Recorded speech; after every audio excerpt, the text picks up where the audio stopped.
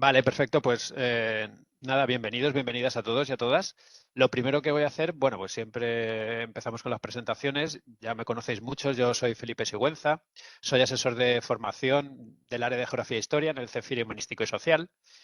Y bueno, voy a pasar a presentaros el curso de hoy, que como ya llevamos varios de esta temática, es un curso más de memoria. Bueno, antes que nada, unas breves instrucciones. Vamos a tener la intervención de Fernando Hernández, que estará 45 o 50 minutos con nosotros. Después de la ponencia de la intervención, pues tendréis unos 10, 15, 20 minutitos para preguntarle lo que queráis. O sea que a lo largo de la intervención, anotad las dudas que tengáis, las preguntas, los comentarios que queráis hacerle y me los hacéis pasar por el foro. Tenéis un foro a vuestra disposición que aparece, como sabéis, siempre a la derecha de las imágenes. Todo lo que contéis ahí en el foro, preguntéis, dudas y demás, me llegan a mí. Yo tomo nota de esas dudas y luego se las paso a Fernando y las contestará con sumo agrado. Así que esto en cuanto a instrucciones del evento. Y luego, pues nada, me gustaría presentaros en primer lugar el curso. Brevemente, ya sabéis que llevamos muchos años trabajando en la línea de memoria democrática en el CEFIRE. El CEFIRE se crea en el 2017 y en el 2018 ya sabéis que sale la ley de memoria democrática en la Comunidad Valenciana, pues a partir del 2018 empezamos a trabajar dentro de esta línea prioritaria. Nuestro CEFIRE tiene 5 líneas prioritarias, que son nuevas metodologías y cultura digital, patrimonio, currículum, perspectiva de género y la última, que es la que nos convoca hoy aquí a todos y a todas, que es la memoria democrática. Así que dentro de esa línea estratégica podemos decir que se engloba esta acción formativa. Esta mañana haciendo cuentas, digo, voy a hacer un repaso así rápido, nos han salido 16 acciones ya realizadas de memoria y en la cual se han inscrito unas 3.000 personas, o sea que ha sido una de las líneas más exitosas, desde luego. Estamos ahora realizando 3, antes de que acabe el verano tenemos 3 más y una ya pues para el siguiente curso.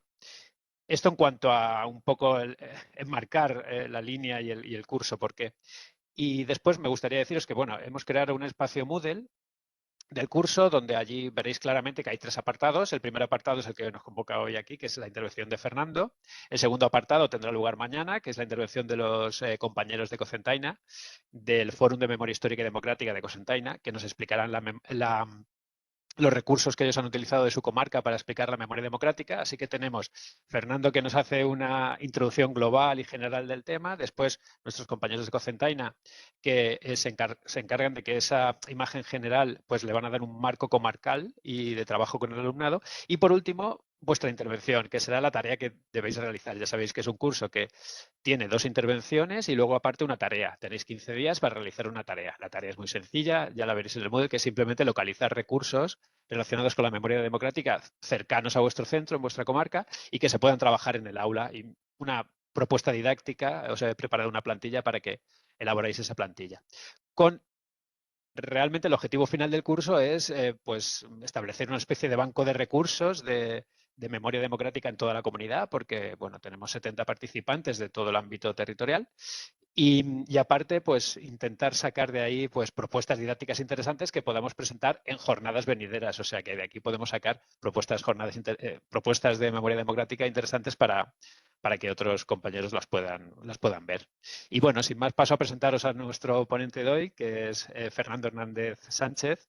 Él es doctor en Historia Contemporánea en la Universidad Autónoma de Madrid y básicamente lo llamamos por 4 puntos. Yo me he apuntado aquí 4 puntos importantes. En primer lugar, por su labor como profesor, porque él haya estado más de 20 años ejerciendo la labor docente en centros de institutos de la Comunidad de Madrid. Así que ha sido como un compañero nuestro en los institutos de la Comunidad de Madrid. Ha estado, como ya digo, más de 20 años en la especialidad de Geografía e Historia. Aparte, también como profesor, tiene la experiencia de la universidad, lleva algunos años ya trabajando en la Universidad Autónoma de Madrid. Allí es profesor de didáctica de ciencias sociales en el grado de educación primaria y profesor del máster de formación del profesorado de educación secundaria obligatoria. Así que digamos que la tarea académica la tenemos bastante completa. Luego, la tarea como investigador también es bastante interesante. Según he podido consultar en su currículo, lleva 23, seguramente serán más porque seguramente habrá hecho durante este último año más cosas, pero bueno, ha participado en 23 trabajos presentados en congresos, tiene 43 publicaciones sobre el tema. De ellas, a mí me gustaría destacar, por ejemplo, El desplome de la República, que es del 2009, junto a Ángel Viñas. Una muy interesante que me gusta mucho, que es En el combate por la historia, un libro propiciado un poco por Ángel Viñas también, que salió en el 2012 y que, bueno, pues concuerda muy bien con el espíritu que tenemos en el CEFIRE de esa lucha por las humanidades y por la historia, ¿no? Y bueno, muchas de estas obras han hecho que Fernando se convierta en un especialista dentro de esta temática, sobre todo en la historia del Partido Comunista de España.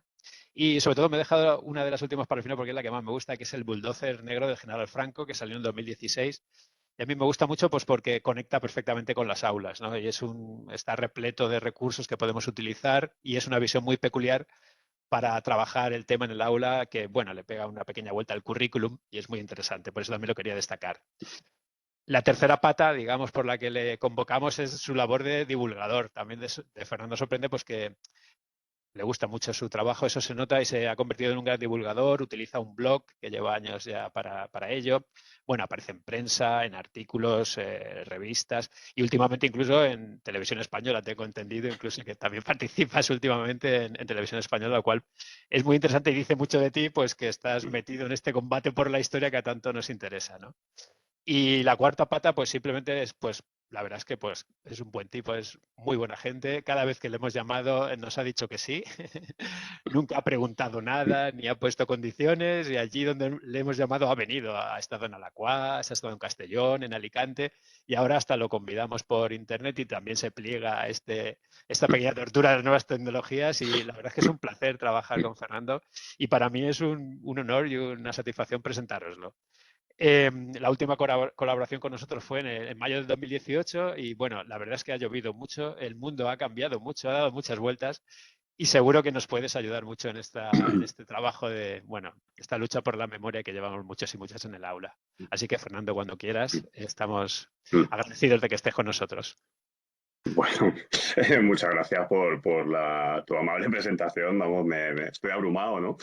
Pero he de decir vamos, la verdad es que la próxima vez, a ver si es posible que sea presencial, porque siempre es un placer ir a Valencia o a las dos, o a Alicante o a Castellón o cualquier sitio, ¿no? Ya sabéis además que los mesetarios estamos deseando ver el mar rápidamente. Y bueno, pues siempre es un placer estar sobre todo en digamos, la interactuación con la gente, ¿no? Y quiero, bueno, voy a arrancar, me has dado pie, ¿no? Para arrancar la intervención con lo último que has dicho, ojo, que se ha cambiado el mundo desde el 2018 para acá. Ha cambiado, yo a veces a mis alumnos les digo que, bueno, ya no se tienen que sentir acomplejados por aquello de que sus abuelos les digan de tú tenías que haber pasado una guerra, porque ellos van a poder decir, mira, yo he pasado una gran depresión, una pandemia, una guerra y una erupción volcánica, con lo cual a mí ya no me toses, ¿sabes? Bueno, pero es cierto, ¿no? O sea, el mundo ha cambiado tanto en todos los aspectos, salvo en el currículum de cómo se enseña la historia contemporánea. Es decir, todos los que nos dedicamos a esto, cuando el año que viene, el curso que viene, los que todavía seguís en enseñanza media, en bachillerato y tal, tengáis que repartiros las asignaturas y los grupos, los que cojáis cuarto de la ESO, primero de bachillerato, opción humanidades o segundo de bachillerato, sabéis que vais a empezar la historia contemporánea siempre en la crisis del antiguo régimen y las cenizas ardientes de la Bastilla. ¿Mm? Y fijaros si ha llovido de 2018 para acá, pues imaginaros si ha llovido, ha nevado, ha tronado y ha habido sequías desde 1789 hasta nuestros días y seguimos todavía con el mismo currículum y sobre todo, lo que es peor, con ratios cada vez más elevadas y con tiempo cada vez más menguante para poder abordarlo de una manera efectiva, ¿no? Y esa es una de las cosas que a mí más me ha preocupado desde los tiempos en que ejercía en los institutos, ¿no? Y me sigue preocupando ahora y lo sigo comunicando al alumnado que tengo en el proceso de formación en la facultad. Tenemos un problema con la enseñanza de la historia del tiempo presente porque yo he calculado que al ritmo que salen promociones de la enseñanza secundaria obligatoria es muy probable que desde 2000 hacia acá, es decir, desde el cambio de siglo 2001 hacia acá, haya habido entre 8 o 9 millones de muchachos y de muchachas que han salido de la educación secundaria obligatoria, que han abandonado antes incluso de terminar o que hayan terminado la educación secundaria obligatoria sin haber visto de una forma eficaz, satisfactoria, académicamente fundamentada, las raíces del mundo en el que se van a insertar como ciudadanas y ciudadanos activos a partir de ese momento. ¿Mm? Tened en cuenta que con 16 años uno es mayor de edad a efectos laborales, es mayor de edad a efectos penales, puede solicitar su emancipación y por lo tanto la administración de sus bienes económicos y a los 18 va a ser votante y puede ser candidato. Y estamos largando a gente a ese mundo exterior tan complejo sin haberle dotado del conocimiento de las raíces inmediatas de la historia de la sociedad en la que va a tener que ejercer todas esas funciones. Con lo cual, bueno, pues digamos, el reto que yo me planteo siempre es, bien, hay dos cosas que habría que hacer. Una, la modificación del currículum. No sé exactamente cómo va a terminar todo el proceso que se está llevando a cabo ahora, hasta que no lo veamos en el papel y sobre todo hasta que no lo veamos desarrollado por las comunidades autónomas, no sabremos exactamente si se va a seguir un modelo uniforme o si va a haber diferencias. Inciso, me temo que sí las va a haber, porque hay comunidades autónomas desde las que se está ejerciendo pues una labor, digamos, de doble poder, en términos poco leninistas, ¿no? Donde ya se está anunciando que bueno, pues el currículum va a experimentar alteraciones sustanciales desde un punto de vista más, llamémosle, conservador. Es el caso de la Comunidad de Madrid, donde yo estoy. Entonces, en principio, si no se produce esa modificación curricular, vamos a tener que confiar en que el profesorado sea el que tenga que llevar a la práctica una selección de esos contenidos y una selección de los recursos y de los materiales para intentar evitar esa situación indeseable de ese desconocimiento de la historia más reciente que, querámoslo o no, está empezando a surtir efectos en el plano ciudadano, en el plano social y en el plano político. Bien, y es aquí donde entonces yo voy a compartir con ustedes bueno, con vosotros, permitiendo que os tutee la presentación que tengo preparada. Me imagino que se verá y si no, en cualquier momento me interrumpís y me decís si hay algún problema, porque a lo mejor alguna vez tengo que salir para volver otra vez a entrar en ella y ver, enseñaros alguno de los desarrollos. Bien, en principio yo parto de tanto de la premisa que ya os he citado antes acerca de esa realidad, de ese desconocimiento de la historia más reciente por parte de mi alumnado. Yo en concreto ahora mismo en el segundo grado de educación primaria de lo que es el magisterio me he encontrado, lo he vuelto a pulsar hace unos días con que aproximadamente 3/4 de mis estudiantes, unos 62, no vieron los temas relativos a la guerra civil, el franquismo y la transición durante su escolarización obligatoria y solamente una pequeña parte, como un tercio aproximadamente, lo llegaron a ver en segundo de bachillerato y con la urgencia dictada por la prueba de la selectividad, la prueba de acceso a la universidad. Con lo cual, eso ya nos da una idea acerca de que hay algo que se está haciendo mal. Cuando preguntas las razones, los pretextos son variados. Siempre hay algunos coincidentes. El exceso de temario, la falta de tiempo, en algunas ocasiones también la respuesta de son temas problemáticos. Alguno que dice son temas demasiado recientes. Hombre, la guerra civil, 80 y tantos años ya, reciente no parece, ¿no? Pero sí que es cierto que son temas que configuran algo a lo que los franceses se han referido en esos términos en los que ellos son maestros en la acuñación, como el pasado que no pasa. Es decir, no hemos sabido quizá cerrar todavía el periodo de la historia más reciente, no hemos llegado a un consenso acerca de su enseñanza académica. Y hay que decir también que es que los materiales, digamos, ortodoxos, son aquellos del oligopolio editorial, con el que nos enfrentamos a las aulas, los libros de texto, en muchas ocasiones no han experimentado una transposición de los contenidos de la investigación historiográfica de los últimos 40 años a ese material educativo. Lo digo también, además, digamos, poniéndome el sombrero en este caso de historiador, de investigador en archivos, de autor de algunos libros. Bueno, pues no hay transposición entre lo que se ha investigado y se ha publicado y algunas de las inercias, algunos de los lugares comunes que nuestros libros de texto siguen repitiendo hoy en día. Los bandos de la guerra civil, la violencia equidistante y simétrica, la dictadura, un periodo muy largo que se parte en dos, teniendo en cuenta el criterio económico, la autarquía, luego el desarrollismo. Bien, cosas que la investigación historiográfica ha desechado hace ya tiempo y que nuestros libros de texto siguen repitiendo como si, haciendo un paralelismo, los libros de biología siguiesen explicando todavía el creacionismo, ¿no? y no hubiesen entrado ni siquiera en la evolución o en la estructura del ADN. Bueno, pues esos son los puntos de partida que nos llevan a algo que yo siempre expongo porque tiene bastante potencia por sí solo, ¿no? Si este es el eje cronológico de nuestra historia contemporánea, partiendo de ese criterio inicial, que es la crisis del antiguo régimen con Carlos IV y la guerra de independencia, y que llega hasta nuestros días, teniendo en cuenta que la historia contemporánea es el único periodo de la historia que no tiene cierre todavía, que esa es otra cuestión que habrá que abordar alguna vez. Todas las demás fases anteriores abren y cierran.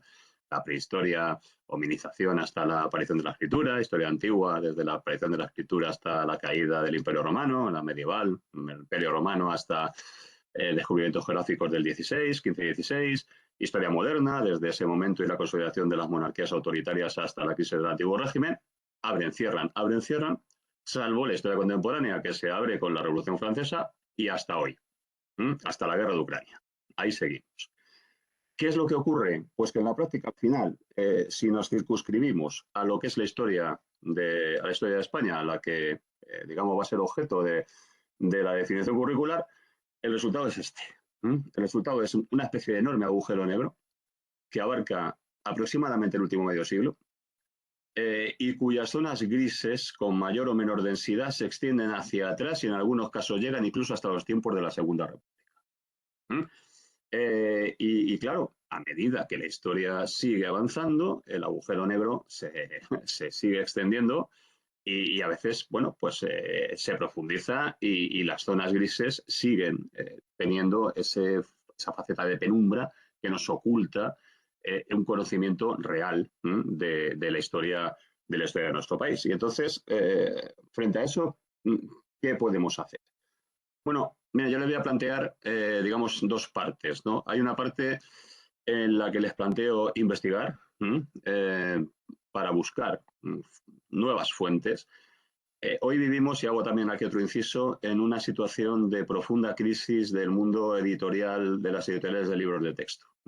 No solamente por la, digamos, la contradanza de las leyes de educación, que es la excusa habitual que se suele utilizar para ello, sino además porque la competencia de lo digital, o digamos la transición de la galaxia Gutenberg al mundo digital, les está acarreando muchos problemas y muchas indefiniciones. En cualquier caso, yo he de decirles que yo durante la mayor parte de mi vida profesional en enseñanza secundaria, sobre todo a partir del momento en que dispusimos de recursos de acceso a la red, elaboré mis propios materiales e intenté buscar mis propias fuentes, dado que nadie mejor que un docente conoce a su alumnado, sus características, sus centros de interés, sus aficiones, aquello por lo que puede contactar mejor con ellos, que no es, en muchos casos, el libro de texto habitual que ha sido elaborado por un comité reducido de expertos y que fundamentalmente es un producto cuya finalidad es la de tener la mayor cuota de mercado posible. Es decir, estos materiales están bien elaborados, tienen una potencia gráfica pues muy notable, una gran difusión, pero son caros por una parte y por otra parte son estándar. Es decir, no se adecúan en muchas ocasiones a los intereses y a los centros de atención de nuestro alumnado, que en muchas ocasiones para el conocimiento de la historia más reciente, incluso también de la más remota, parten de situaciones o de centros de interés de ámbito local o de ámbito comarcal o regional. Y por lo tanto, como eso no lo pueden cubrir los manuales escolares, pues entre otras razones se están encontrando con una situación de indefinición que nos estimula a los docentes para buscar nuestras propias fuentes. Miren, claro, ahí digamos, si nos movemos en nuestro digamos, entorno, como suele decirse en el plano político, en los países de nuestro entorno, hay experiencias de lugares donde los archivos de la historia reciente son plenamente accesibles, o ya casi plenamente accesibles, hasta incluso los años 90 del siglo pasado. Según la normativa internacional de archivos, deberían ser hasta los últimos 25 años. Es decir, por lo tanto, tendrían que llegar en su apertura hasta 1997 o por ahí. Cuando se estrenó esta película, La vida de los otros, es una película que versa sobre un episodio de la crisis de la Alemania comunista, de la República Democrática Alemana en sus últimos años, un intelectual que es vigilado por la Stasi, por la policía política, que en aquel momento pues, se la consideraba la policía política todopoderosa por antonomasia, tenía sistemas de escucha sofisticados, muchos agentes, confidentes, etcétera. Y la historia es la de una persona que habiendo sido espiada por la Stasi, cuando cae el muro, cuando Alemania se unifica, intenta saber qué es lo que sabía de él la policía política. Y entonces cuenta con la ventaja de que los archivos de la Stasi son públicos. Es decir, uno puede ir, solicitar su ficha y consultar quién le había espiado, por qué le había espiado, para qué le había espiado y qué había conocido de él. Es un ejemplo de transparencia en cuanto al acceso ciudadano a los archivos, que hay que decir que está muy lejos de lo que podemos hacer aquí. Pero que en cualquier caso nos habla acerca de que los personajes comunes de la historia han dejado también un rastro en los archivos que es perfectamente rastreable si se sabe y se puede hacer cómo para llegar a saber sobre ello. En cuanto a la implicación del ámbito escolar en investigaciones sobre la historia reciente, un caso paradigmático también es el de Francia, lo veremos después, donde hay iniciativas estatales de concursos sobre la resistencia y la deportación durante la Segunda Guerra Mundial. Uno de ellos es el que dio pie para el guión de la película La profesora de historia, donde una profesora de nuestra disciplina pues implica a un grupo multicultural y conflictivo en el aula en una empresa común, que es la de estudiar sobre niños deportados a los campos de exterminio durante los años 40, y por lo tanto encontrar en ellos una raíz común. Y experimentos, por ejemplo, experiencia, mejor dicho, como la Guerra Fría vista desde abajo, una experiencia que implicó desde el Instituto de Historia del Tiempo Presente, que es un organismo dependiente de algo parecido a lo que aquí sería el CSIC, Centro Superior de Investigaciones Científicas, que estimuló a los docentes de liceo, es decir, de bachillerato, de toda Francia, para que en sus departamentos y con la colaboración de alumnos vaciasen los archivos departamentales, los archivos de cada provincia, para el periodo relativo a los años 1947-1950. Bien, evidentemente aquí estamos todavía muy por detrás de este tipo de iniciativas, pero empezamos a tener, si sabemos buscar, recursos para poder trabajar en el aula con fuentes primarias. Porque muchas veces la fascinación que ejerce el documento, tal como se redactó en su momento, es muy importante a la hora de enganchar al alumnado en pequeños trabajos de investigación.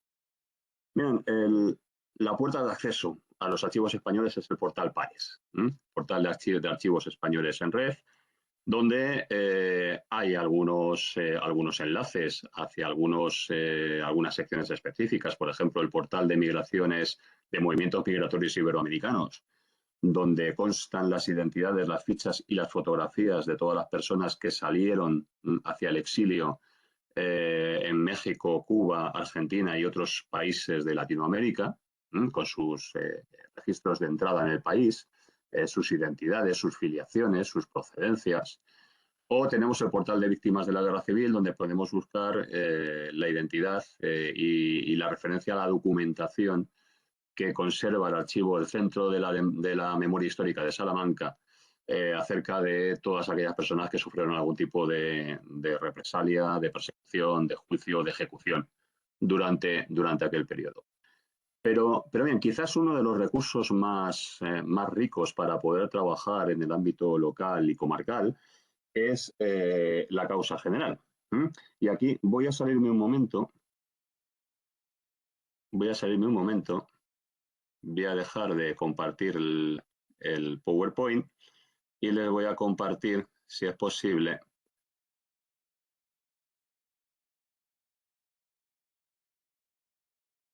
no, es este. A ver si encuentro la página web. Aquí. Bien.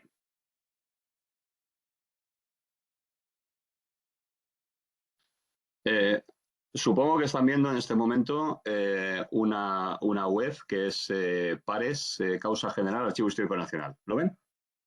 Lo estamos viendo, ¿no? Bien, la causa general, les explico, es un macroproceso que es lo que algunos, incluso de los que lo llevaron a cabo, calificaron luego después como la justicia al revés. Es el gran procedimiento, macroproceso judicial que se llevó a cabo en todo el país una vez terminada la guerra para intentar averiguar las responsabilidades de todos aquellos que habían tenido algún cargo de responsabilidad con el Frente Popular desde incluso 1934, antes de que existiese el Frente Popular, desde octubre del 34 en adelante. Y por lo tanto, hacerles objeto de las sanciones contempladas en la Ley de Responsabilidades Políticas de marzo de 1939, que castigaban como delito de rebelión precisamente, y por eso lo de la justicia al revés, a aquellos que habían tomado las armas para defender al gobierno legítimo de la República frente a una insurrección militar. Bien, pues la causa general que se extendió en el tiempo durante años, iba a decir décadas, prácticamente sus fondos fueron consultados hasta los años 60, principios de los años 60 todavía, para sustanciar algunas deudas de aquellos que retornaban del exilio. Contiene informaciones a nivel provincial y luego a nivel comarcal. Miren, yo he puesto aquí en donde estamos, en causa general, he buscado, cuando le damos, perdón, es que se me pone aquí arriba, cuando le damos a la flecha nos lleva a las provincias, ¿vale? Y las provincias, ustedes observan que será la que más les interese, que la provincia de Valencia tiene también su causa general. Cuando entramos en la provincia de Valencia y le damos a esta flechita de aquí, donde pone 10 unidades más, a ver si puedo, si no se me pone esto aquí arriba, y puedo avanzar donde está. A ver. Bueno, le voy a dar aquí a la flecha y así lo vemos mejor. Se nos abre y entonces tenemos piezas, es decir, a veces una de carácter general y otras por determinados centros de interés. Cárceles y sacas, checas, justicia roja, prensa roja, banca, persecución religiosa, etc. Si le damos a la pieza principal de la provincia de Valencia, tenemos 21 unidades más y esas 21 unidades más son municipios o, mejor dicho, partidos judiciales. Es decir, que aquí ya pueden ustedes, en cualquiera, sea cual sea el partido judicial o la localidad en la que esté su centro, pues hacer, por ejemplo, imaginemos, yo qué sé, Gandía. Le damos a Gandía, le damos a la flecha de nuevo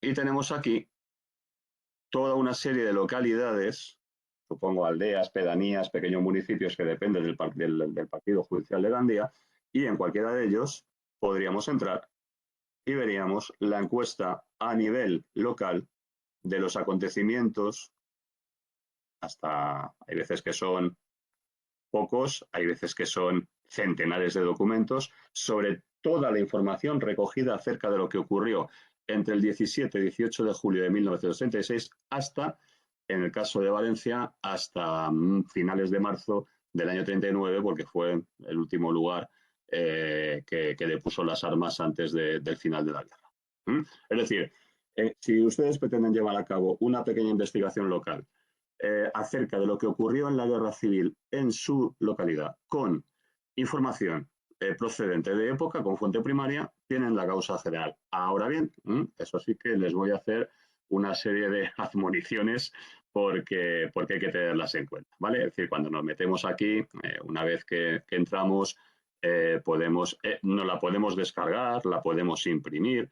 Es decir, ustedes tienen en las manos, en este caso, los documentos tal como se elaboraron y fueron presentados ante el juzgado por parte de las autoridades locales, la Guardia Civil, jefaturas de falange, alcaldías de los municipios y ciudadanos a título particular que querían denunciar. Tienen toda esa información para poder trabajar con ella en bruto. Me vuelvo de nuevo entonces a la presentación.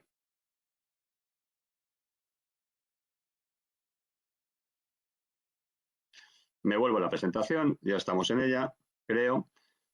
¿Qué ocurre? Claro, Lo que ocurre es que la información que nos va a proporcionar la causa general es una información de parte interesada. ¿Mm? Es lógicamente la información recopilada por los vencedores de la guerra. ¿Mm? Con lo cual, vamos a tener sobreabundante información acerca de la llamada criminalidad roja, si quieren utilizar la terminología de la época, pero no nos vamos a encontrar prácticamente nada o va a haber que explicar mucho para encontrar las responsabilidades de la otra parte. Aquí, por ejemplo, hay dos fotografías que encarnan dentro de ese concepto de la violencia asimétrica, de todos cometieron actos violentos. Sí, a la izquierda tienen la partida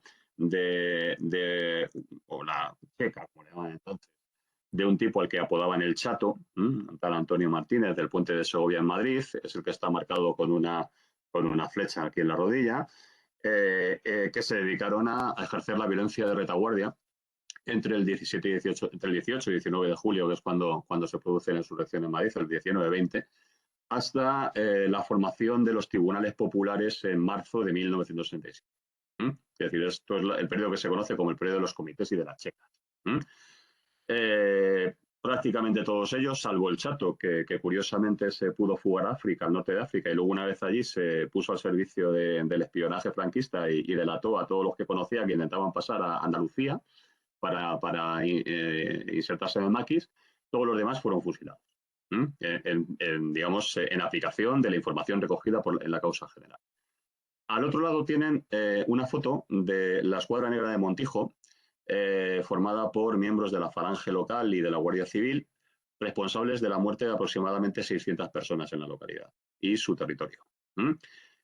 No es de la causa general, es una foto que le fue entregada a un periodista hace 3 años en un buzón, en su buzón, sin identificación ni remite, y con una identificación muy somera, porque sabían que estaba documentando la represión en la comarca en la región, en la provincia de Badajoz y en concreto en la comarca de Montijo.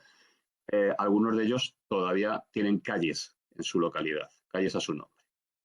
Es decir, el enlace a la noticia, si la quieren seguir, de decir ya también de antemano que le pasó a Felipe el PowerPoint para que todos aquellos que estén interesados puedan acceder a él y a sus enlaces.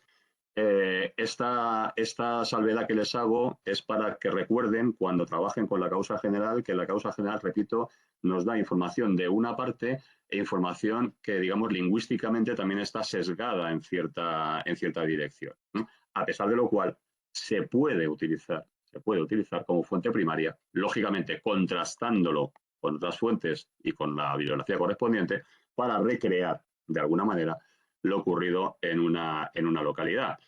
Luego, miren, luego se puede espigar y aparecen cosas porque la documentación es tan ingente, es tan descomunal, que lo que ocurre en muchas ocasiones es que se cuelan cosas que en la época con el calentón tenían su lógica, pero que luego quizás a los autores de la causa general no les hubiese gustado que se hubiesen conservado. Por ejemplo, esta fotografía del comité del Frente Popular de Montoro en Córdoba, donde aparece la relación y la identificación numérica de todos y cada uno de sus miembros, y donde una nota al reverso de la foto dice todos estos elementos del Frente Popular de esta localidad son elementos fusilables. Es decir, no se quedaron en que fuesen fusilables, sino que pasaron de la potencia al hecho. Y todos ellos fueron fusilados. O, por ejemplo, esto que te puedes encontrar cuando rastreas, yo me lo encontré rastreando la represión del magisterio de los maestros republicanos en la provincia de Toledo.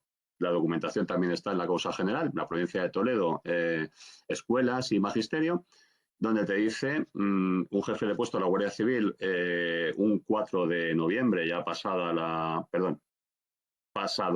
terminada la guerra, que cuando esta terminó, varios individuos, hombres y mujeres, intentaron volver al pueblo, creyeron aquello de la paz del caudillo, los que no tienen las manos manchadas de sangre, y que cuando volvieron a unos kilómetros del pueblo, salieron a su paso varios vecinos, dicen identificados con personas de orden, que les dieron muerte y los enterraron allí en el descampado.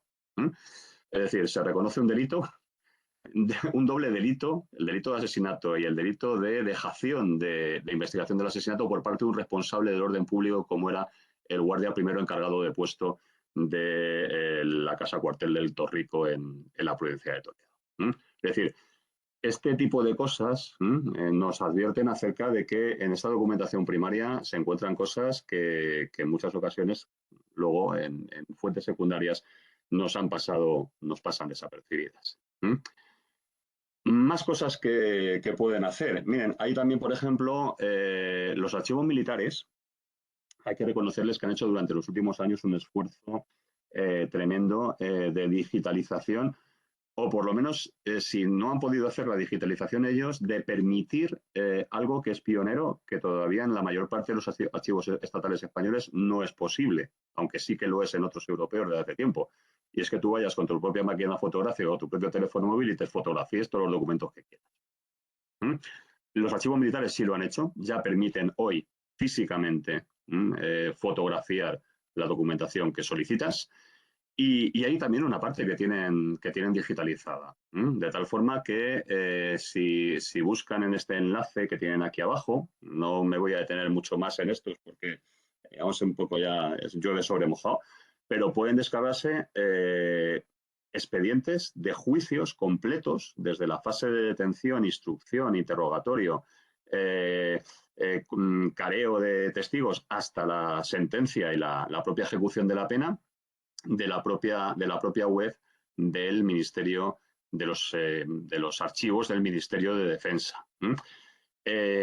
Aquí en Madrid está físicamente el archivo de la primera región y la tercera región militar, es decir, están los archivos de los procesados en Madrid, lo que entonces era Castilla la Nueva, Valencia.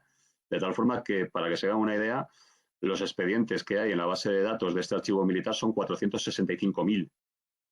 Se pueden imaginar para una población de unos 29 millones de habitantes que había entonces lo que supone esto. Bueno, no están todos digitalizados, pero sí que hay algunos que pueden servir precisamente para trabajar con el alumnado en el aula acerca de cómo era un expediente de este tipo. A veces te encuentras incluso cosas que te permiten ilustrar pues cómo era la observancia de los derechos elementales del individuo en aquella época, ¿no? Estos dos individuos son dos asturianos que fueron detenidos en el año 57 por intento de reconstrucción del Comité Regional de Asturias del Partido Comunista.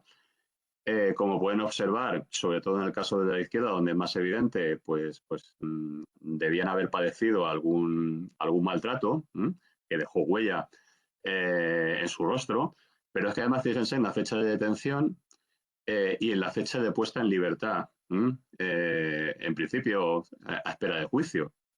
24 de marzo, 6 de mayo. El habeas corpus de 24 a 48 horas, 72 máximas con autorización judicial, evidentemente en aquella época era una fantasía. Uno podía pasarse prácticamente 2 meses o mes y medio en comisaría y raro era el que, lógicamente, durante ese tiempo, y habida cuenta del buen trato que le proporcionaba la policía política de la época, pues no confesaba que había matado a Manolete. Los archivos, tanto la causa general como los archivos militares de los expedientes, nos permiten conocer a las víctimas de la represión. Nos permiten poner cara a las víctimas de la represión. Porque en el caso de los represores nos pasa algo similar, o algo menos quizá, pero también parejo a la de los represores en caliente de la primera hora. En virtud de la ley de los 25 años, cabe la posibilidad de solicitar al archivo del Ministerio del Interior los expedientes de agentes de la policía de los cuales tengamos constancia fehaciente de que fallecieron hace esos 25 años. Para lo cual, a la solicitud se requiere pues alguna fe de fallecimiento, de la fecha de fallecimiento. Hasta hace poco tiempo, lo solventábamos con esquelas de la prensa. Por ejemplo, el ABC es una fuente inagotable de esquelas. Y eso nos permitió, a los que hemos trabajado sobre esto, en concreto además a un doctorando que ha publicado recientemente su tesis sobre la brigada político-social, pues tener acceder a los expedientes de conocidos represores de la dictadura, como por ejemplo el comisario Pedro Polo Borreguero, que actuaba en la comisaría de la Vía Layetana de Barcelona, Roberto Conesa, de la Brigada Político-Social de Madrid, o el comisario Antonio López Moreno de los servicios de espionaje del ejército en la frontera franco-española. Pero aquí ya topamos con el hándicap de conocer de forma fehaciente, indiscutible, la fecha de fallecimiento y que hayan pasado 25 años. Por ejemplo, hace 2 murió Antonio González Pacheco, alias Billy el Niño, conocido torturador de la Brigada Político-Social. Pues bueno, tendrán que pasar 23 años para que se pueda acceder a su expediente. Es decir, mientras tanto, los que son sus víctimas y que han buscado algún tipo de reparación no van a poder acceder a ese expediente judicial porque está protegido por la Ley de Protección de Datos y por la Ley de los 25 años de carencia. Pero en cualquier caso, si ustedes conocen el caso de algún policía que actuase, por ejemplo, en la Brigada Político-Social de Valencia, y lo hay en testimonios sobre todo de represión del movimiento obrero y estudiantil en Valencia en los años 60 y 70, y conocen su fecha de fallecimiento, pueden solicitar su expediente personal al Ministerio del Interior, que les facilitarán en un plazo más o menos breve de tiempo, sin ningún coste y en formato PDF, en formato facsímil. Con lo cual, de nuevo, se convierte en otra fuente primaria con la que poder trabajar en el aula de manera concreta. Bien, ¿no quieren esperar? No esperen, no hace falta. Miren, aquí tienen en esta página, en este blog del magistrado Juan José del Águila, jubilado del Tribunal de Orden Público, perdón, del Tribunal Supremo, y víctima, cuando era estudiante de Derecho, del Tribunal de Orden Público, la relación de boletines informativos de la Brigada Político-Social que se publicaron entre el año 46 y hasta, creo que los tiene un poco antes del inicio de la transición. ¿Qué son estos boletines? Pues son las memorias anuales de la actuación de la Brigada Político-Social. Y de nuevo, me voy a salir de aquí, me voy a meter, no es aquí, me voy a meter aquí en lo otro, aquí estamos. Lo que pasa es que se solapa lo de la presentación con las direcciones, pero bueno. Ajá, aquí. Cuando ustedes pinchan en el blog de Juan José del Águila, se van a donde los boletines, y los boletines, una vez que accede a ellos, es que no está aquí, pero bueno, lo puedo coger de otro sitio. En cualquier caso, miren, van a tener en sus manos la fotocopia de la memoria anual de actuación contra todo tipo de fuerzas políticas, con relación de detenciones, con estadísticas de detenciones, con análisis del funcionamiento de esas fuerzas clandestinas, de sus cambios de tendencia, de sus contactos internacionales, de sus publicaciones, de las estrategias que seguían para contactar y conseguir nuevos afiliados, tal como los pudo tener en sus manos el ministro de la Gobernación o el director general de Seguridad en su momento. Es decir, pueden ustedes acceder a esta documentación que Juan José del Águila pudo salvar en su momento de la destrucción. Esto se encontraba en la Comisaría General de Policía de Zaragoza, iba a ser vendida como papel al peso para ser destruida, y alguien pues lo salvó y lo puso a su disposición. Es de los pocos documentos de la represión administrativa fundamentada que conocemos, y están también de nuevo accesibles en la red. Vuelvo de nuevo a la presentación.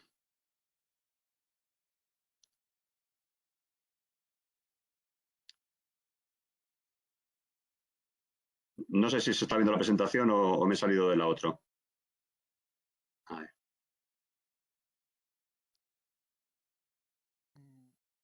No, estamos viendo una fotografía. Si está viendo la fotografía, es que sí. A ver, un momentito, que se me ha ido lo del otro para volver a la presentación. A ver. Detener. Aquí, ya está. Vale. Es que se solapan cosas. Volvemos aquí. Bien, más elementos con los que pueden trabajar. Por ejemplo, si conocemos la personalidad y la actuación de los represores a través de sus expedientes, a través de sus memorias anuales de actuación, también tenemos en este caso y de vuelta la de los resistentes. La biblioteca virtual de prensa histórica clandestina, que depende de la Biblioteca Nacional, nos permite acceder a un montón de publicaciones clandestinas, igualmente en facsímil, es decir, en PDF, tal como salieron de las multicopistas, de las vietnamitas, de las imprentas clandestinas que funcionaron en su momento. Por ejemplo, no me voy a extender mucho más para no perder más tiempo y poder seguir avanzando, pero aquí si ponen en la búsqueda, en el enlace Mundo Obrero, que es el periódico que más he trabajado yo en mis investigaciones sobre el Partido Comunista, es decir, el órgano oficial del Partido Comunista en la clandestinidad, pues van a tener desde el año 44 hasta el año 1978, creo. Es decir, van a poder cubrir la mayor parte de la dictadura, la transición y casi los primeros años de la democracia.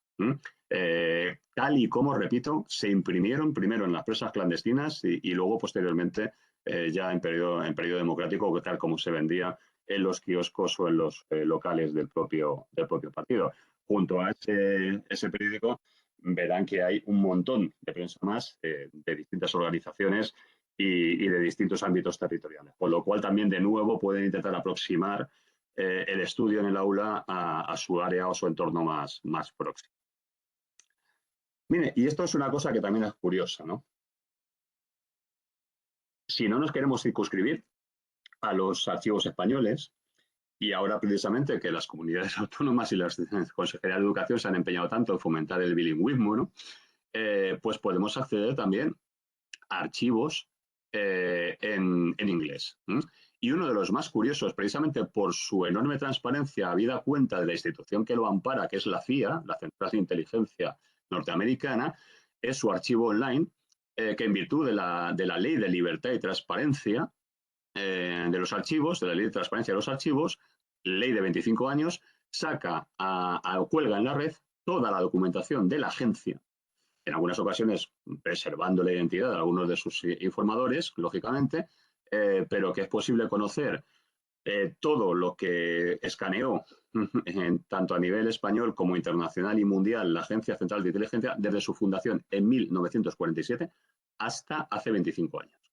Es decir, aquí está, en el momento en que ustedes pinchen y entren en esta dirección y pongan, por ejemplo, Spain y pongan, por ejemplo, 1953, van a tener los análisis que llevaron a la consecución de los pactos de colaboración hispano-norteamericanos que llevaron a la consolidación de las primeras bases militares. Y tienen ahí la documentación generada por distintos órganos de la Central de Inteligencia que acababan en manos del propio secretario de Estado y del presidente de los Estados Unidos. Es decir, están también en PDF, con lo cual van a tener en sus manos documentación que pasó por la Casa Blanca y que hoy en día constituye documentación histórica accesible, repito, en la web de la CIA, que hay que decir en su honor o deshonor o como se quiera, que es de un transparente que asusta, ¿no? Es decir, tiene incluso algunos episodios sistematizados, por ejemplo, pues la conspiración contra el gobierno de Salvador Allende en Chile, donde reconoce perfectamente la labor urdida para llevar a cabo el golpe de Estado, y lo cuelgan porque al fin y al cabo pues la ley de protección de datos de los 25 años ya ha pasado y su papel queda manifiestamente de relieve en su propia documentación. Pero, por ejemplo, para España es muy rica porque contiene un montón de informaciones que provengan a veces incluso desde dentro del propio régimen y que nos dan otra visión.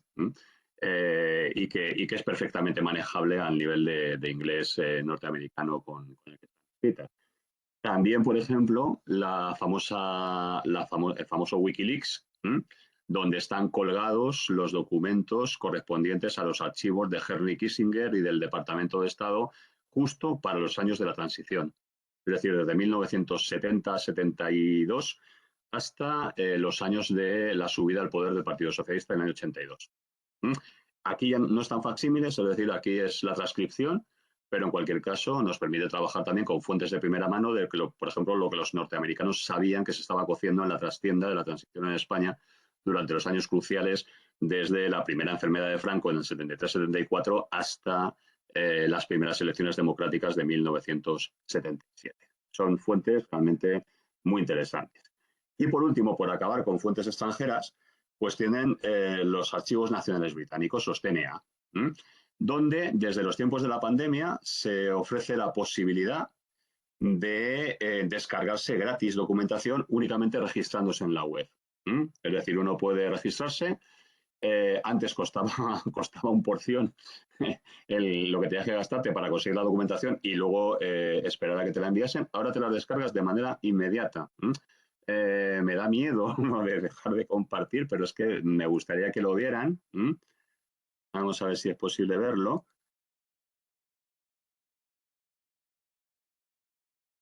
Aquí está. Este, por ejemplo, la ficha de George Orwell, al que tenían fichado de los años 35-36 como elemento de peligrosamente izquierdista. Se meten ustedes en la web del TNA, buscan por onomásticamente o como quieran, y por ejemplo, en este caso, esto es todo lo que los servicios de inteligencia, el MI5 británico, sabía acerca de George Orwell, seguimiento de sus artículos, seguimientos de la Policía Metropolitana de Londres, fotografía personal y en algunos casos, bueno, pues incluso hasta documentación, hasta correspondencia privada que era abierta por los servicios de inteligencia. De nuevo, otra vez, una posibilidad de acceder a fuentes primarias, repito, sobre las que construir alguna unidad didáctica. Imagínense, por ejemplo, la lectura de Homenaje a Cataluña o de Rebelión en la Granja, teniendo en sus manos al mismo tiempo lo que la ficha o el expediente de los servicios de información británicos sobre la figura de George Orwell. Vuelvo de nuevo a la presentación. Entonces ya entraríamos en la siguiente fase, digamos, en la que sería ya una vez que, digamos, hemos visto recursos para investigar en lo que es enseñar y divulgar. Es decir, a qué otras cosas podemos recurrir que otros hayan ya hecho para poder también aplicar en nuestras aulas. Mira, al principio me refería al concurso nacional de la resistencia, la Fundación de la Resistencia y la Deportación. Esto es para caerse de rodillas, alabar, rezar y no terminar.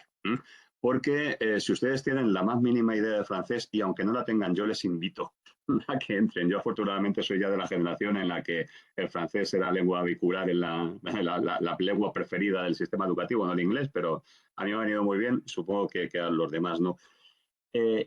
Si ustedes se descargan, porque es un curso que se convoca año a año, miren, lo convocan el Ministerio de Defensa, el de Educación, el Consejo Nacional de Resistentes y Deportados y la Presidencia de la República.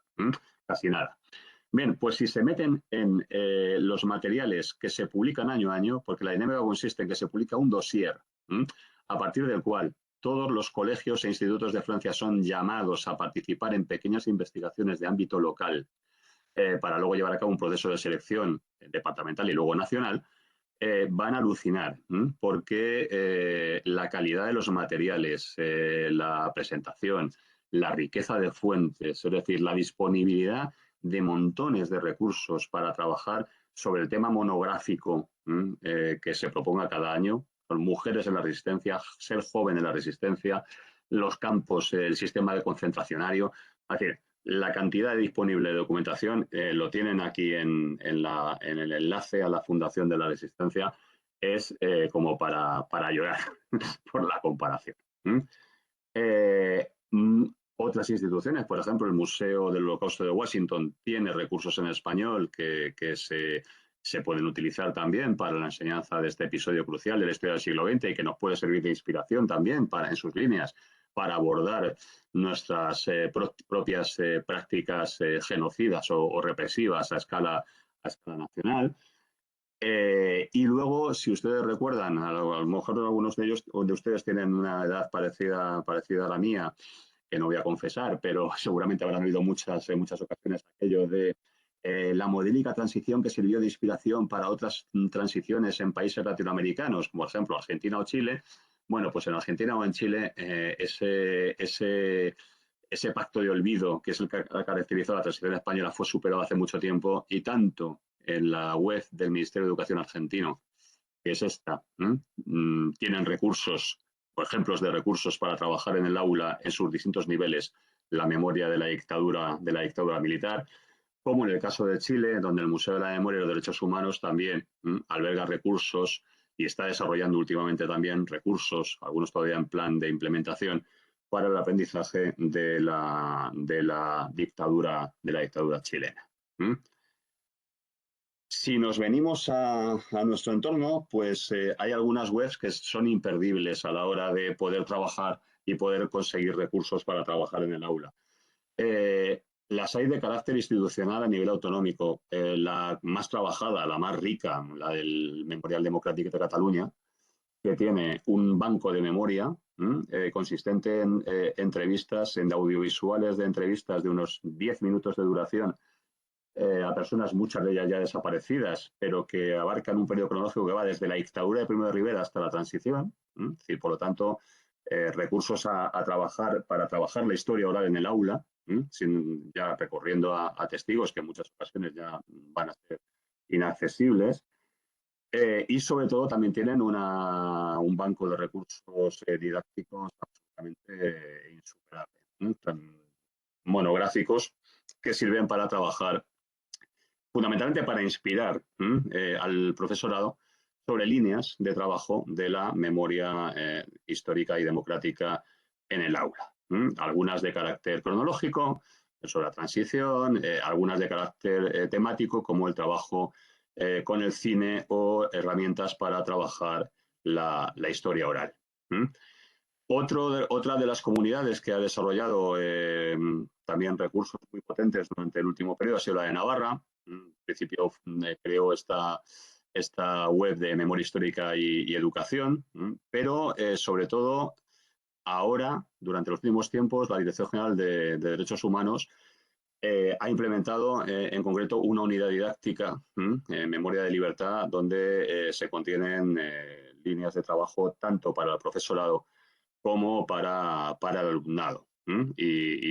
También tiene el enlace abajo, se puede solicitar y lo envían. No sé si fuera, imagino que fuera el ámbito de la comunidad navarra, pero a veces, es decir, somos tan pocos y tan guerrilleros que yo creo que la coordinación en muchos casos no creo que se niegue a nadie, ¿no? Sitios como Aragón, donde, por ejemplo, todavía falta de que se concreten algunas iniciativas. La pionera ha sido la de la memoria democrática de Aragón a través de rutas que permiten, por ejemplo, si enlazan en la dirección, ver algunas de las de rutas que se pueden realizar como actividades extraescolares digamos, de excursiones con motivo o con eje motivador, escenarios de la guerra civil en Aragón, en Belchite, en el Bajo Aragón, en Caspe, etcétera. El caso de Andalucía, que es muy triste, porque el caso de Andalucía, por motivos que no son ajenos a nadie, pues tuvo en su momento uno de los movimientos de recuperación de memoria en la enseñanza más avanzados. No, aquí ya, lo he dejado, pero no pulsen en el enlace porque está roto. Es decir, esta unidad didáctica de la Segunda República Española ha desaparecido del servidor de la Junta de Andalucía y solamente quedan enlaces de algunos sindicatos de educación donde que se convirtieron en, digamos, repositorios de estas iniciativas para que no se perdieran. Queda también algún trabajo hecho a nivel de diputaciones provinciales, tanto en la de Jaén como en la de Huelva, registrándose con certificado digital. Es posible descargarse también procesos que se albergan en sus respectivos archivos. Y en el caso de Valencia, lo que no he conseguido encontrar todavía es el resultado de las iniciativas o de los premios que se han llevado a cabo. Estoy muy interesado y esto ya lo dejo ahí como peticiones del oyente. En el momento en que se sepa algo, me gustaría contar con el resultado final para poder colgarlo de cara a futuras intervenciones en otros ámbitos territoriales. Entonces, a donde no llegan las instituciones, pues llega la sociedad civil. Y llega la sociedad civil a través de, o bien departamentos de universidad, como en el caso, por ejemplo, de la Universidad de León, con los trabajos de Enrique Javier Gutiérrez López. El más conocido, el clásico, las 3 unidades didácticas de recuperación de la memoria histórica que se publicaron en su momento en papel y que hoy en día están disponibles en esta web, se pueden descargar también en formato PDF. digamos, rememoran o evocan el clásico libro de texto, por lo tanto, digamos, ofrecen una interfaz relativamente familiar para el alumnado, pero lógicamente con un enfoque propio del movimiento memorialista. La web Todos los Nombres, que funciona en Andalucía, cuyo impulsor fue Francisco Espinosa, y que alberga un censo y fotografías con historias de vida de varios miles de represaliados en Andalucía, Extremadura y norte de África, Ceuta y Melilla. Y este que yo recomiendo muy vivamente.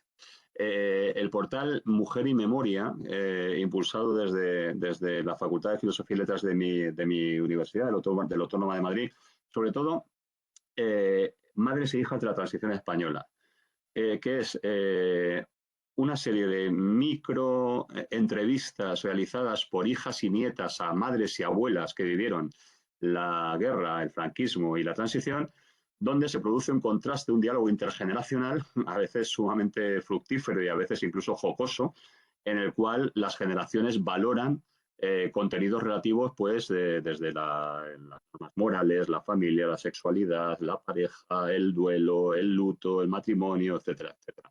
Es para trabajar el papel de la mujer o la evolución del papel de la mujer durante el último medio siglo, los últimos 75 años, me parece un recurso fundamental y además es sumamente dinámico y atractivo.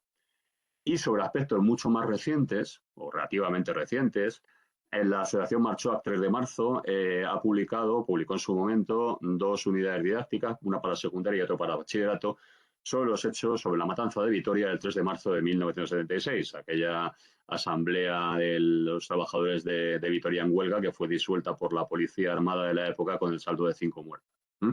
Y las unidades didácticas también están accesibles en la red, de tal forma que es posible descargárselas para trabajar algunos de los aspectos de la violencia en la transición que son menos conocidos, porque aunque la violencia se daba por hecha en el tema de la guerra civil, cuando llegamos a la transición todo se convierte en una especie de paraíso idílico donde el abrazo, el consenso y la libertad sin ira imperan sobre todo lo demás. Y no fue así. Parto de la base de que es necesario dar a conocer a las nuevas generaciones lo que costó la consecución de las libertades actuales, precisamente porque si no le estamos haciendo un flaco favor tanto a las libertades actuales de la democracia como a las generaciones que se pelearon por ellas. Otra institución, otro organismo de la sociedad civil, la Amical de Mauthausen, convoca concursos de trabajos de investigación para bachillerato. Actúa más en la zona de Cataluña por aquello de que los trabajos de investigación son prescriptivos en el segundo de bachillerato.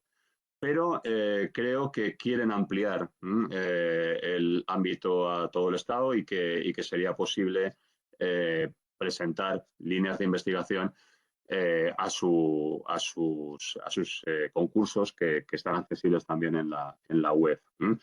Están algunos de ellos, la Amical forma parte de la red Nunca Más, algunos de ellos están accesibles, son estos que tienen aquí, y están accesibles también en el enlace que aparece en la presentación. Y vamos ya acabando.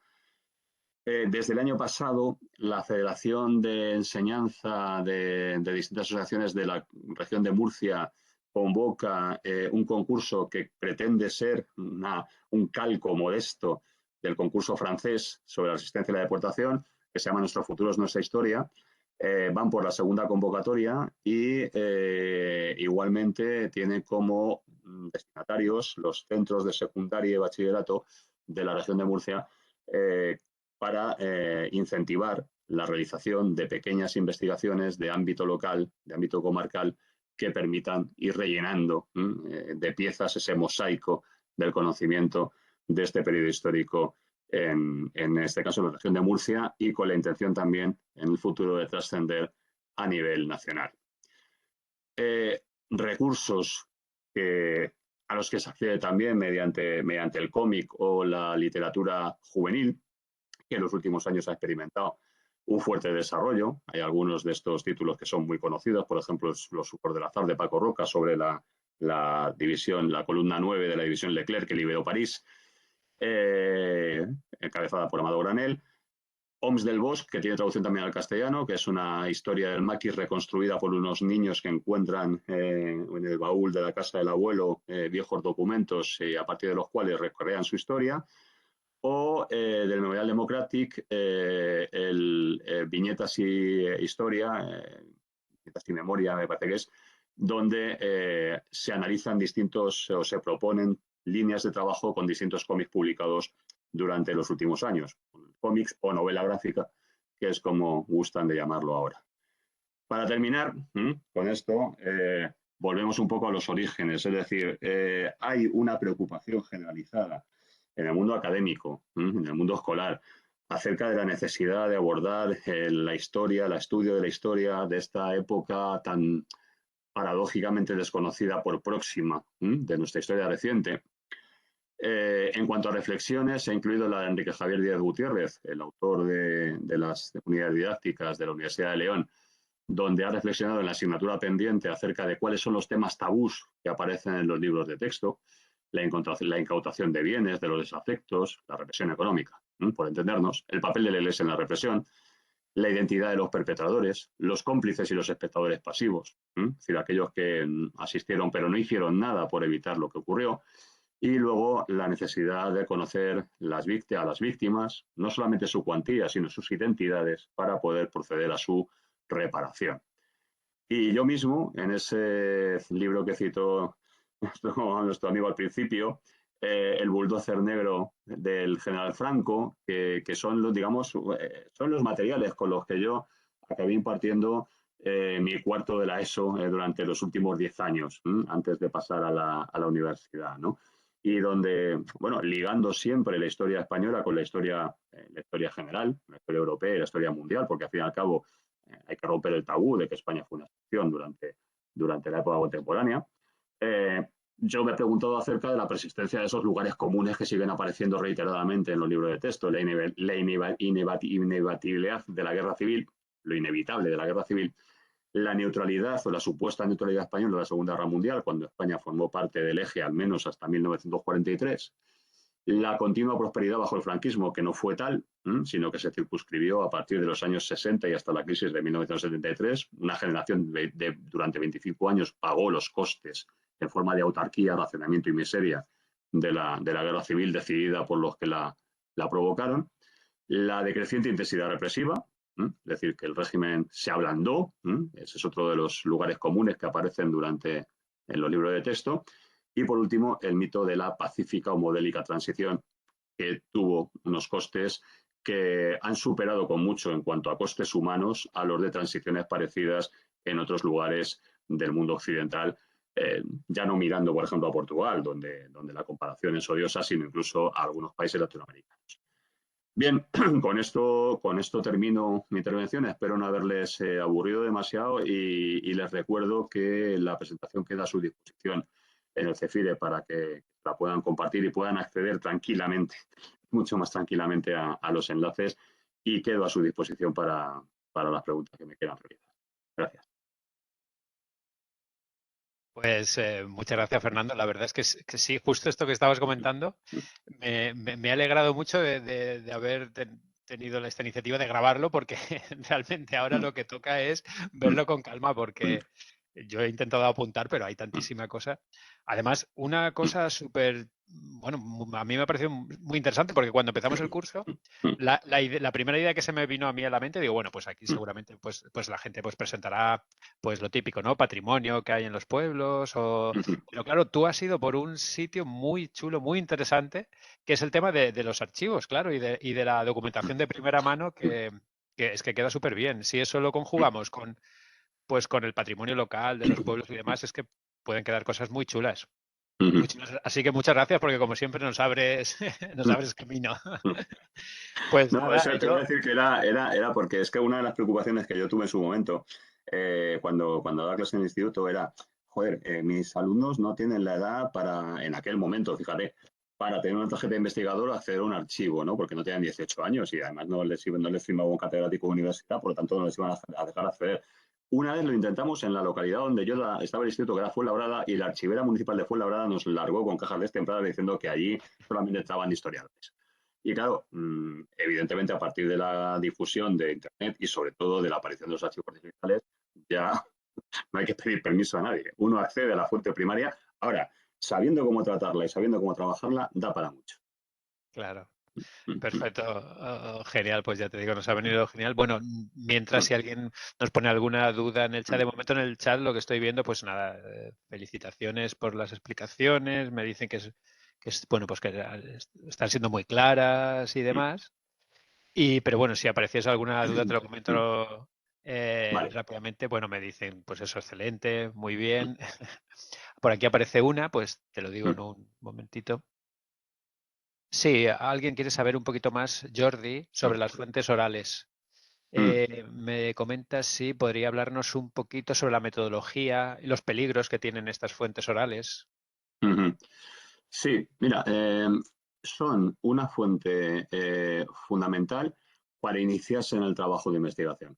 Es decir, nosotros, yo parto de, digamos, la experiencia que yo tuve la suerte de tener unos compañeros de trabajo en el departamento, compañeros y compañeras, en un momento determinado coincidimos gente con unas inquietudes muy similares. Y entonces pusimos en marcha incluso una iniciativa que cuajó hasta en una revista, ¿no? Y era esto que te he dicho, si nuestros alumnos no podían acceder a una hemeroteca tal o un archivo, pero ¿quién les impedía entrevistar a su abuelo?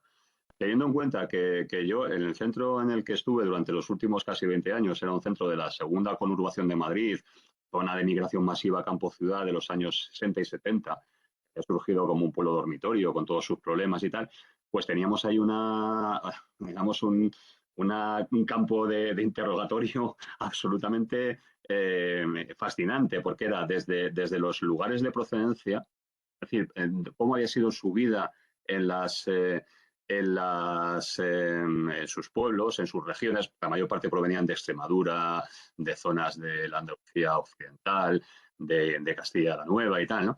Cómo eran las condiciones de vida en sus lugares de origen, por qué decidieron venirse a vivir en los años 70 a una ciudad como fue Labrada, alrededor de Madrid, y a partir de ese momento, ¿qué se encontraron? ¿Cómo cambió su vida? ¿Qué problemas qué problemas tuvieron que hacer frente? Bueno, claro, la fuente oral en ese sentido era pues muy rica, ¿no?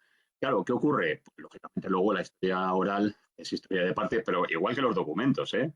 Que un documento esté en papel no significa que sea más fiable que una fuente oral. Hay que contrastarlos con otras fuentes, porque contienen errores, contienen valoraciones personales, contienen visiones sesgadas, es lógico. Es decir, uno está contando su propia experiencia, ¿no? Pero son tremendamente ricas, ¿no? Entonces, yo en este sentido recomendaría algún trabajo y alguna compilación que incluso no se lo digáis a nadie, pero creo que está pirateada en la red o por ahí, ¿no? Creo que no sé si es Pilar Cuesta o Pilar Folguero, una de las dos, hizo un pequeño manualito. Es que como está descatalogado y como la editorial cerró, yo creo que intentar buscarlo en Internet no está mal. Incluso, si acaso, yo te lo remito a ti, Felipe, y lo puedes rular por ahí, ¿no? Es decir, donde habla acerca de los usos de la historia oral, de la potencialidad de la historia oral, de los temas que se pueden trabajar en la historia oral y, por último, del protocolo de la historia oral. Es decir, cómo hay que hacer la entrevista, en qué condiciones, cómo hay que seleccionar al testigo, cómo hay que comprometerse digamos, a guardar el respeto a su testimonio, la confidencialidad si hay alguna sección que él no quiere que se publique. Es decir, todo eso está contemplado ahí y realmente para mí, es una buena manera de entrar en una historia de ámbito local. Y a partir luego del testimonio oral, las fuentes documentales y después de las fuentes documentales, la bibliografía secundaria. Genial. Mira, bueno, pues me pasan muchas felicitaciones y demás sobre tu intervención. Hay una palabra que se repite y me ha encantado, que bueno, pues que es una intervención necesaria, que yo creo que es lo mejor que se puede decir, ¿no?, a un ponente. Muchas gracias. Y luego, incluso, bueno, ya hay gente que está trabajando, mientras estabas hablando, porque por lo que veo aquí, por ejemplo, Amador nos cuenta que él es de Moncada, que ya se ha metido Sí. en la causa general y que ya está buscando información, aunque de momento dice que solo ve traslado de prisiones, pero que bueno, que está ahí, ya está ahí metido. Y nada, una última pregunta que me pasan por aquí. La causa general parece que ha gustado bastante. Me dicen qué tipo de documentos son más jugosos en esta causa. Vamos a ver, es que digamos, es un tanto desigual. Vamos a ver, lo primero, quizá para vuestra zona van a contemplar muchos elementos porque fue zona republicana de principio a fin. Por ejemplo, yo he trabajado alguna cosa relativa, por ejemplo, a la provincia de Toledo quedó partida por la mitad y la zona que fue ocupada entre julio y agosto del 36. Por lo tanto, ahí lo que hay, digamos, son constancias de la toma del pueblo y, bueno, a partir de ahí pues se abren algunas diligencias y tal, pero las más jugosas son aquellas que narran lo que ha ocurrido durante el mayor periodo de duración de la digamos, en zona republicana. Entonces, desde el punto de vista de los docentes, hay una que es muy interesante, que es, por ejemplo, esto que trabajé yo en la provincia de Toledo y que os invito a ver, ¿no? A buscarlo por vosotros mismos, que es el tema del magisterio, de las escuelas. Pues claro, evidentemente, ¿qué es lo primero que hacen cuando toman el pueblo? Pues buscan al maestro y como no se da la cuerda, lo destituyen y ponen a otro, ¿no?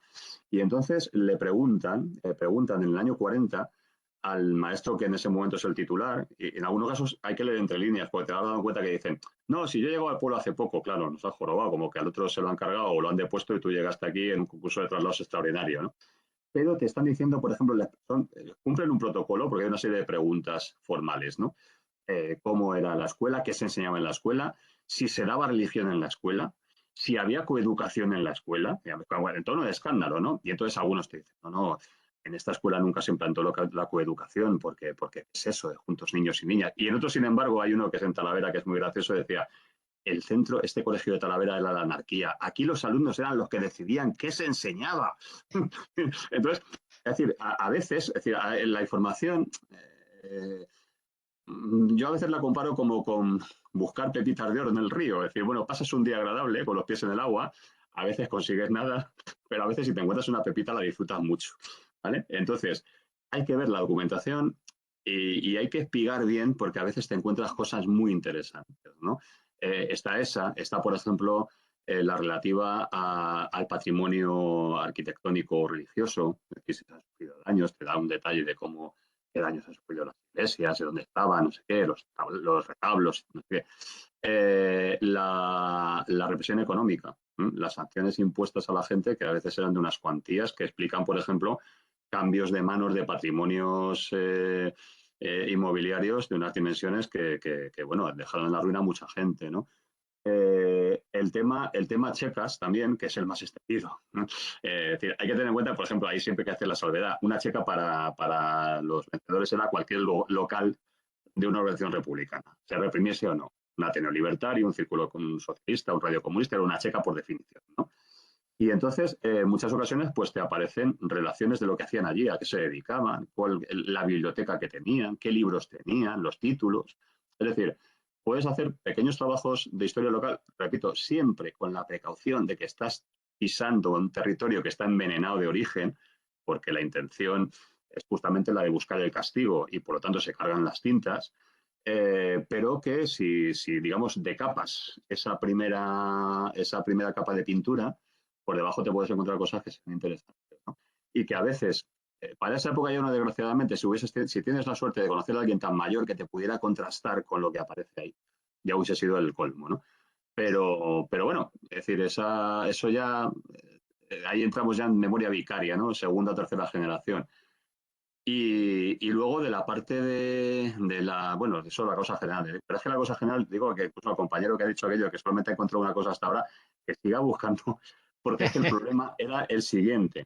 El problema era que de una pieza se sacaban piezas secundarias, piezas accesorias. Es decir, se sacaban procedimientos que iban a otro juzgado. Y a veces te encuentras con que no está toda la documentación de un lugar centralizada en un solo expediente, sino que te aparece dispersa.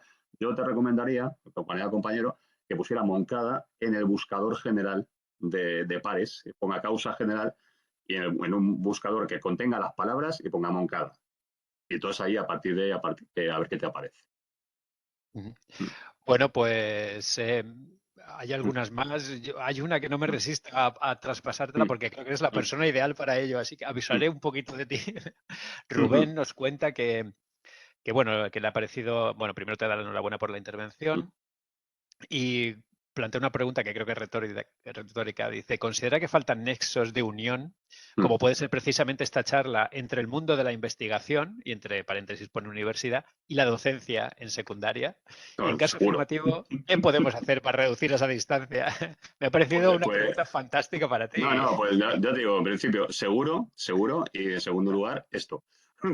Es decir, no, es necesario, es necesario. Vamos a ver, lo que no puede ser, la universidad no puede ser un sitio donde digamos, se residencie el saber superior y se quede ahí, porque realmente yo soy de la idea de que el conocimiento histórico tiene una función social, es decir, acumular datos por acumular datos para luego publicar en revistas referenciadas y cosas por el estilo. Además, ya tú lo has dicho al principio, yo no es mi estilo. Vamos a ver, claro, es que también te digo una cosa, y esto ya, digamos, a ver que estamos en confianza, ¿no? Yo es que soy un caso raro. Yo soy un caso raro porque yo he accedido, como tú has dicho, después de 23 años en secundaria, debí a la universidad en una facultad donde sigo ahora formando a formadores, ¿no? ¿Qué ocurre? Que yo ya estoy en un momento en el que he tocado mi techo, digamos, de carácter académico. Yo no tengo que hacer más méritos con publicaciones indexadas, ni me tiene que reconocer más la NECA, la Asociación Nacional esta de Evaluación de Títulos y tal, porque ya no doy más de mí en lo que me queda de vida antes de jubilarme. Entonces, como suelo decir, ahora soy muy peligroso y estoy muy loco. Es decir, ahora puedo dedicarme a lo que me dé la gana y a publicar e investigar sobre lo que me dé la gana, ¿no? Por eso me gusta, además me gusta compartir estas cosas pues con compañeros a los que sigo considerando compañeros de secundaria y bachillerato, y creo que es necesario. Y creo que vuestra iniciativa, y te lo dije en su momento cuando estuvimos en 2018, eso sí que es necesario. Es decir, que existan iniciativas en las que nos pongan en contacto a la gente que estamos metiéndonos en el polvo de los archivos, para que contemos a la gente que quiera utilizar lo que nosotros estamos descubriendo en sus aulas, porque si no, pues estaremos en mundos separados y estaremos permitiendo que nuestros manuales escolares sigan conteniendo las mismas estupideces que de siempre, desde la Ley General de 70 hasta ahora.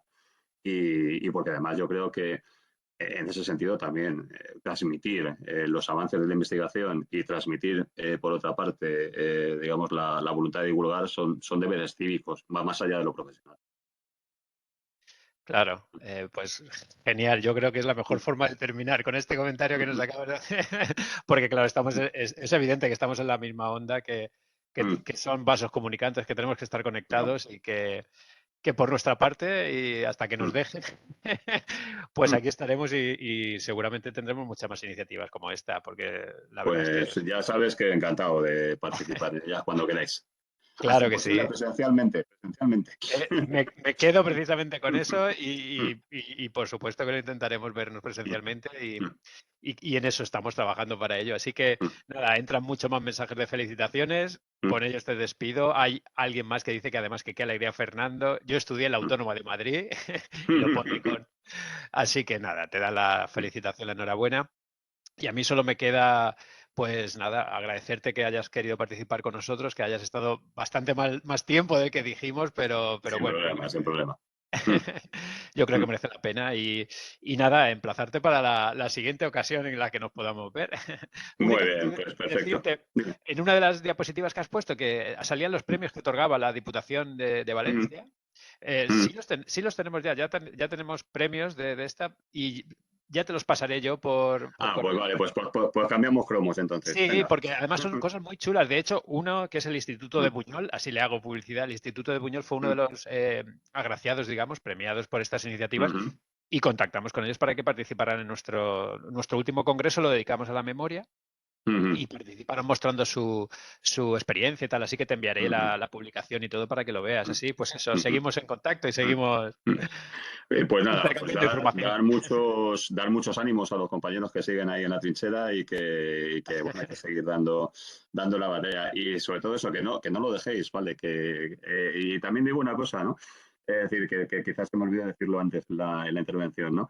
Estamos trabajando y hemos trabajado y se está trabajando mucho en el movimiento memorialista sobre la guerra civil, la República de la Guerra Civil y el primer franquismo. Pero yo os exhorto, os animo a que también se realicen ya investigaciones sobre el segundo franquismo, el tardofranquismo y la resistencia, el movimiento obrero, estudiantil, vecinal, porque nos vamos a dejar escapar a una generación que ha quedado ahí, digamos, un poco en plan bocadillo entre la memoria, digamos, mítica de los resistentes de la guerra y lo actual, que corremos el riesgo de que van ya para los 70 y 80 años que se nos acaben perdiendo, ¿no? Sin haber dejado testimonio de lo que pelearon, ¿no? Y en ese sentido también hay que decir aquello bueno, si el franquismo fue la continuación de la guerra civil por otros medios, como era Clausewitz, pues a los combatientes antifranquistas habría que reivindicarlos y habría que recabar su memoria hasta el final, hasta los años 70, porque es muy interesante.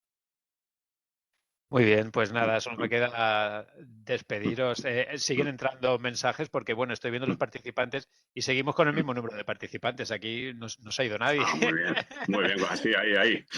Lo cual es un indicador, porque normalmente en estas reuniones, pues poco a poco la gente va Claro, abandonando va y bien. aparece, se van vaciando, pero no, seguimos con el mismo número, eso es un indicador muy bueno.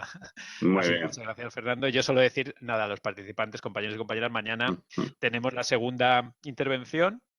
Y como ha dicho Fernando, pues la presentación os la subiré al Moodle del curso y en cuanto tenga un poco maquetado de alguna forma el vídeo de la sesión, pues lo pondré también, porque hay compañeros que han llegado un poco tarde y quieren ver la sesión, así que pondré el vídeo y el material. Así que, en fin, mañana os enviaré el enlace como hoy y nos vemos mañana por la tarde. Pues nada, Fernando, quedamos así, seguimos en contacto Igualmente, muchas y gracias a encantado todos. de... Claro que sí. Hasta la próxima. Hasta la próxima. Hasta Hasta pronto. Hasta luego. luego. Adiós a todos y a todas. Adiós.